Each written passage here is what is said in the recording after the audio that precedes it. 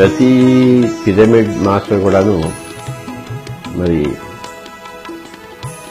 లోక కళ్యాణానికి మరి సమస్త మానవాళికి సేవ చేయడం కోసమే మరి పిరమిడ్ మాస్టర్లుగా ఉన్నారు. సో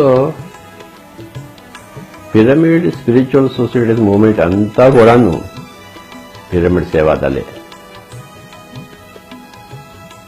సో లక్షల మంది ఉన్నారు. మరి అందరూ కూడాను ఈ సేవ చేయడంలోనే ఉన్నారు. సర్వీస్. ప్రతి వ్యక్తి దగ్గరికి పోయి ధ్యానం చెప్పడం, ప్రతి ఇంటికి పోయి ధ్యానం చెప్పడం, ప్రతి ఒక్క జీవి పట్ల సేవ దృక్పథం ఉండడం.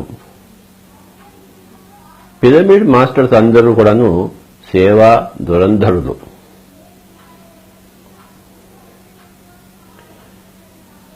ఇంత గొప్ప సేవ ఇంత గొప్పగా చేయడం అనేది మన పిరమిడ్ స్పిరిచువల్ సొసైటీ మూవ్మెంట్కి దక్కింది.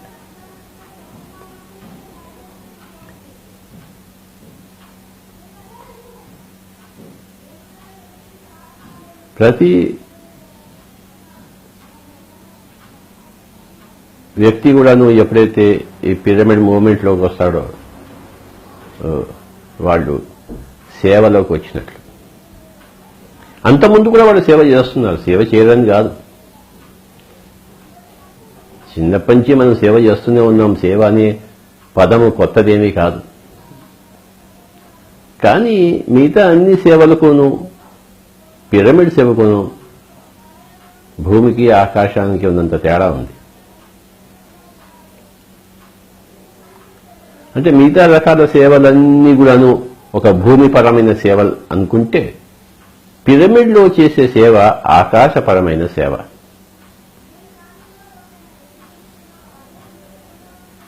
రెండిటికీ సేవ అనే పదం ఉంది, సరిసమానంగా ఉంది. ఆ సేవా దృక్పథం కూడా సరిసమానంగానే ఉంది. కానీ ఏ సేవ చేయాలి అన్నది పాయింట్. సేవ చేయాలి అన్నది పాయింట్ కాదు. అది అనాదిగా వస్తున్నదే.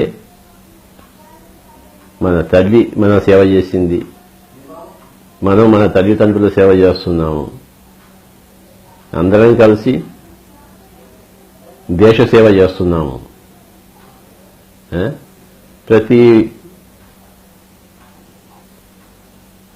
పాఠశాలలో, ప్రతి కాలేజీలో, ప్రతి లెక్చరర్, ప్రతి ఉపాధ్యాయుడు విద్యార్థులకు సేవ చేస్తున్నాడు. వంట చేసే వాళ్ళందరూ వండి ఎంతో గొప్ప సేవ చేస్తున్నారు. ఒకళ్ళు వండితేనే కదా ఇంకోటి తినేది.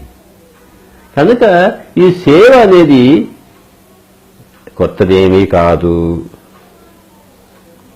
అందరికీ తెలిసిందే, అందరూ చేస్తున్నదే. కానీ ఎప్పుడైతే మనం పిరమిడ్ సొసైటీలో వస్తామో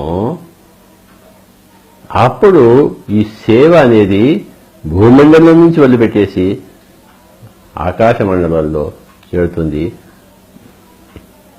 ధ్యానానికి పూర్వం మనం చేసే సేవ, ధ్యానానికి తర్వాత మనం చేసే సేవ భూమికి ఆకాశానికి ఉన్నంత తేడా ఉంది. సో ఎప్పుడైతే మనం పిరమిడ్ సొసైటీలో వస్తామో అప్పుడు ఏమవుతుందంటే, ఫస్ట్ మనకు మనం సేవ చేసుకుంటాం. అంటే మనల్ని మనం ఉద్ధరించుకుంటాం. నేను ఏ లోకం నుంచి వచ్చాను, ఎందుకోసం వచ్చాను, అసలు జన్మ ఏంటి, ప్రణాళిక ఏంటి, నా రోల్ ఏమిటి, ఈ నాటక రంగం ఏమిటి. సో ఈ నాటకీయత అంతా అర్థమైనప్పుడు, నేను ఆత్మ పదార్థము అనేది అర్థమైనప్పుడు, మిగతా అందరూ కూడా నాటకంలో ఉన్నవాళ్లే అని అర్థమైనప్పుడు, మిగతా అందరూ కూడా ఆత్మ పదార్థమే అని అర్థమైనప్పుడు, అనేక లోకాల నుంచి మనం వచ్చాం ఈ లోకానికి, భూలోకానికి అని ఇప్పుడు వర్తమానంలో అని అర్థమైనప్పుడు, మనమంతా భగవంతులము అని అర్థమైనప్పుడు, అప్పుడు మొత్తం అంతా ఆ సేవ చేసే దృక్పథమే మారిపోతుంది.